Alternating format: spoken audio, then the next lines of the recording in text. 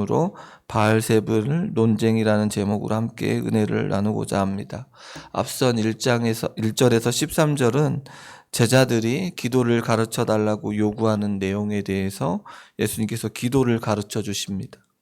기도의 내용을 가르쳐 주시고, 그리고 하나님께서 구하는 자에게 최고의 선물인 무엇을 주시겠다고 말씀하십니까? 성령을 주시겠다고 말씀해 주셨습니다. 이러한 내용의 다음에 오늘 본문은 귀신을 내어 쫓는 일과 바알세불의 논쟁의 이야기가 이어집니다. 이 논쟁의 끝에 사탄이 굴복당하고 예수 그리스도를 통하여 하나님의 나라가 임한다는 사실을 깨닫게 됩니다. 그리하여 우리가 예수님을 온전히 믿음으로 이 땅 가운데 하나님께서 원하시는 귀한 일들을 감당해야 된다는 사실을 깨닫게 됩니다. 오늘 이 시간 다시 한번 예수 그리스도가 우리의 주인 되심을 인정하고 그 예수 그리스도를 온전히 믿음으로 살아가는 결단하는 은혜의 시간이 되기를 소원합니다.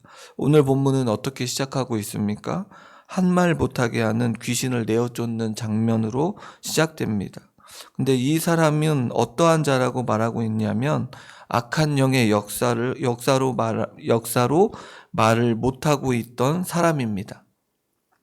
말을 못하고 있는 사람인데 병행구절인 마태복음 12장 22절을 보면 이 사람은 눈도 보이지 않는 사람이라고 기록하고 있습니다. 눈도 보이지 않고 말도 못하고 있는 이러한 사람의 모습, 그런데 이러한 악한 영을 예수님께서 쫓아내어 주셨습니다. 우리가 앞서서 예수님께서는 어떠한 일들을 행하셨던 것을 알게 됩니까?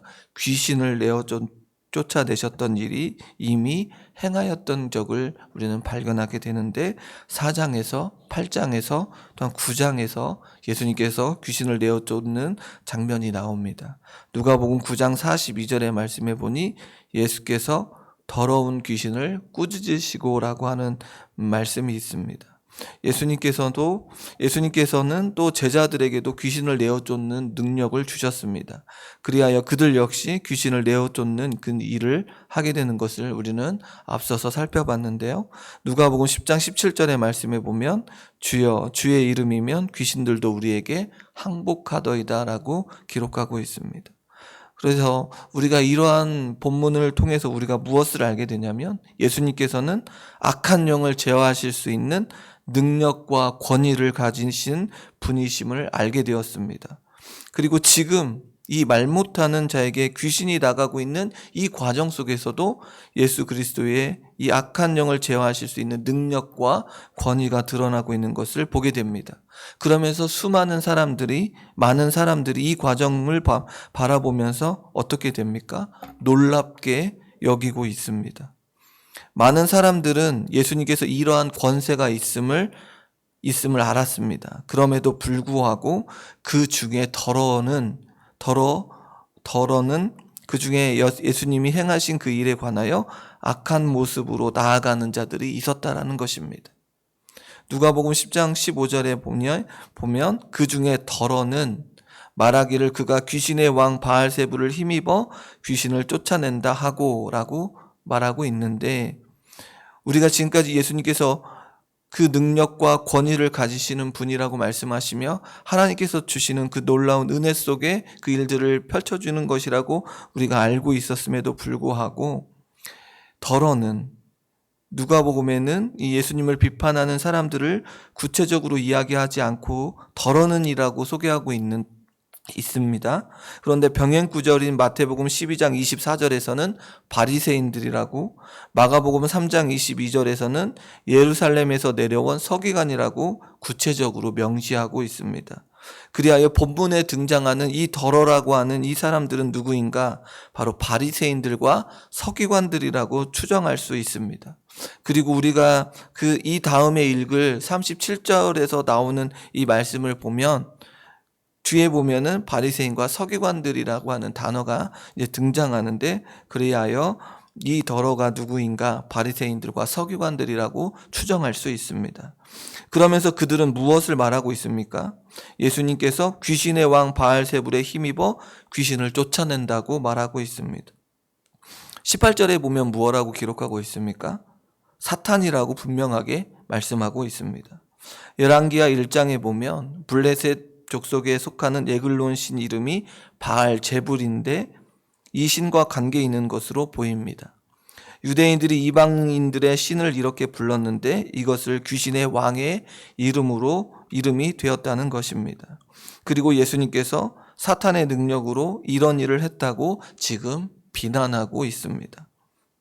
또한 더러는 예수님을 시험합니다. 그리고 무엇을 구합니까? 하늘로부터 오는 표적을 구합니다. 예수님께서 악한 영을 쫓아내셨음에도 불구하고 하나님의 나라의 표적으로 인정하지 않습니다. 다시 말해 예수님을 누구로 인정하지 않는 것입니까? 메시아로 인정하지 않습니다. 이 모습을 통하여 하나님의 나라의 표적으로 인정하고 예수 그리스도를 메시아로 인정해야만 함에도 불구하고 지금 그러하지 않고 있다는 사실입니다. 이러한 자들에게 예수님께서 어떻게 이야기하고 계십니까? 먼저는 그들의 생각을 다 알고 계심에 주목해야 합니다. 성도님 여러분, 먼저는 예수님께서 그들의 생각을 다 알고 계셨습니다.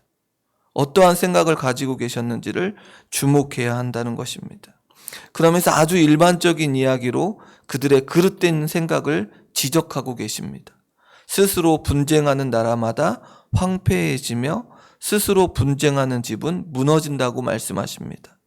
그러면서 내가 바알세불에 힘입어 귀신을 쫓아낸다 하니 만일 사탄이 스스로 분쟁하면 그의 나라가 어떻게 서겠냐고, 다시 말해 사탄이 자신의 나라를 무너뜨리는 일은 행하지 않는다라는 것입니다.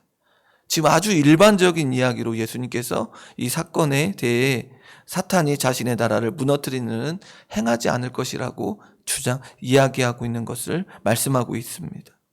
또 그들의 주장의 잘못됨을 지적하기 위해 예수님께서 무엇라고 말씀하시냐면 19절의 말씀해 보니 내가 바알세불을 힘입어 귀신을 쫓아내면 너희 아들들은 누구를 힘입어 쫓아내느냐? 그러므로 그들이 너희 재판관이 되리라라고 말씀하고 있습니다. 아주 일반적인 이야기로 예수님께서 잘못됨을 지적하셨고 또 19절의 말씀에 보면 예수님께서는 너희의 주장대로라면 너희 아들들은 누구를 힘입어 귀신을 쫓아내느냐라고 물으십니다.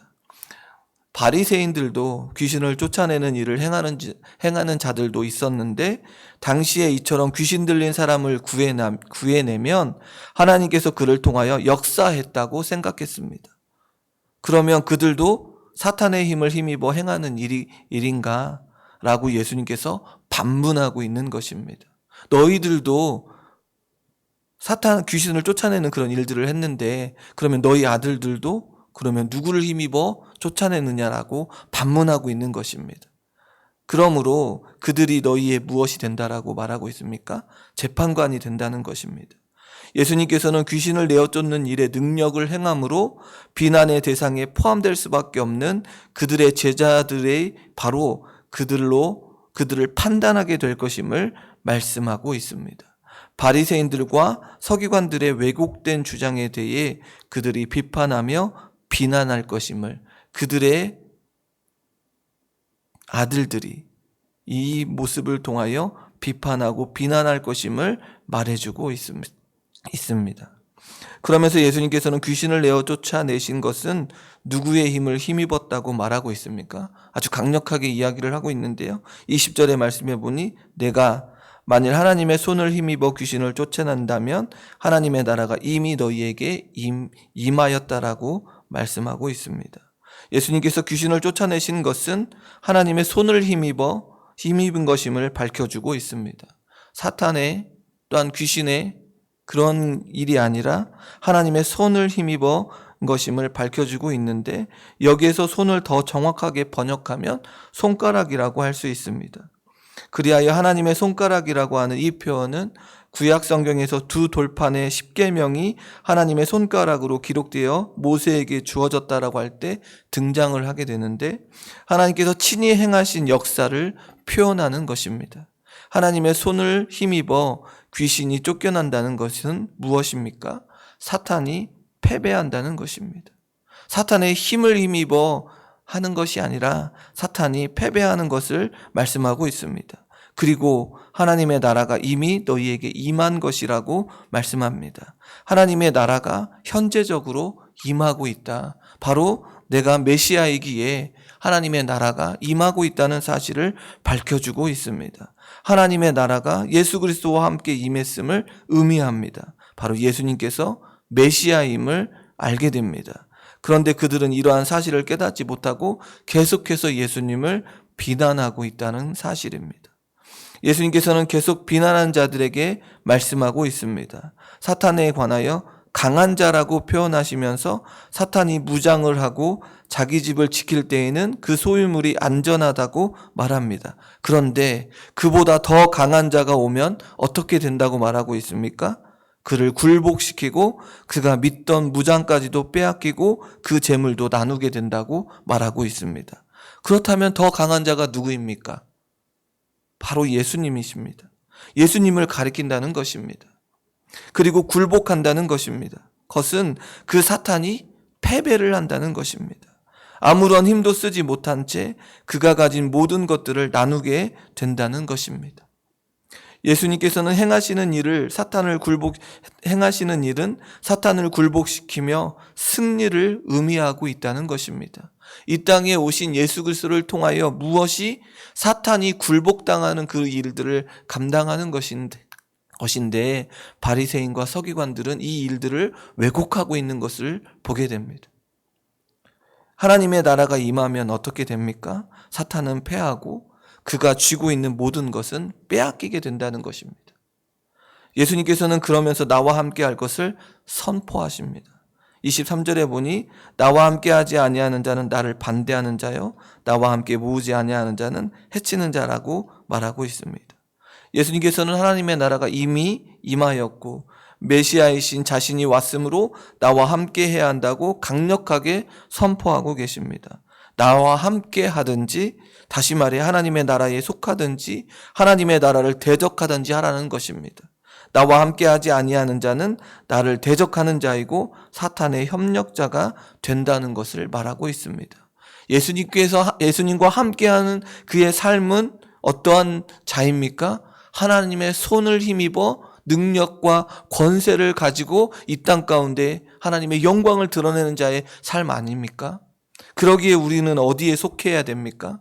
하나님의 나라에 속해야 되고 예수 그리스도를 믿음으로 고백하며 나아가야 한다는 것입니다. 예수님과 함께하는 그런 인생으로 나아가야 한다는 것입니다. 절대로 어디에 사탄의 협력자로 사탄에 굴복당하면 안 된다는 것입니다. 성도님 여러분, 우리는 예수 그리스도를 통하여 사탄의 권세가 굴복당하고 하나님의 통치 아래 살고 있음을 알아야 합니다. 그리하여 우리는 사탄의 속삭임에 흔들리지 아니하고 예수님께서 보여주신 무엇을 바라봐야 합니까? 놀라운 권세와 권위를 바라보며 이 땅 가운데 하나님께서 주시는 그 귀한 영광을 드러내는 삶을 살아야 한다는 것입니다. 어중간한 선택은 우리에게 아무런 의미가 없습니다. 우리는 오직 예수 그리스도를 주로 모시고 이 땅 가운데 살아가야 합니다. 하나님의 나라에 들어갈 때까지 우리에게 찾아오는 고난도 오고 역경이 오고 삶의 무게가 무거워서 견디지 못할 때도 있을 것이고 육체의 어려움이 온다 할지라도 모든 것들을 이기신 예수 그리스도를 따라 하나님의 권능을 바라보며 힘있게 나아가야 한다는 것입니다. 두려워하지 마십시오. 물러서지 마십시오. 하나님께서 예수 그리스도를 통하여 모든 것들을 이기셨다는 사실을 우리는 기억해야 한다는 것입니다.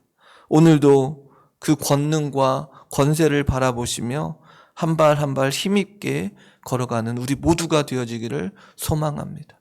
오늘도 우리가 예수 그리스도를 온전히 믿음으로 고백하며 우리가 어디에 속해 있는 자인지를 깨닫고 예수가 우리의 왕이 되심을 선포하며 선언하며 마음껏 하나님의 영광을 드러내는 그런 귀한 사명을 가진 자의 삶으로 나아가는 복된 자들이 되시기를 주님의 이름으로 소원합니다. 함께 기도하겠습니다.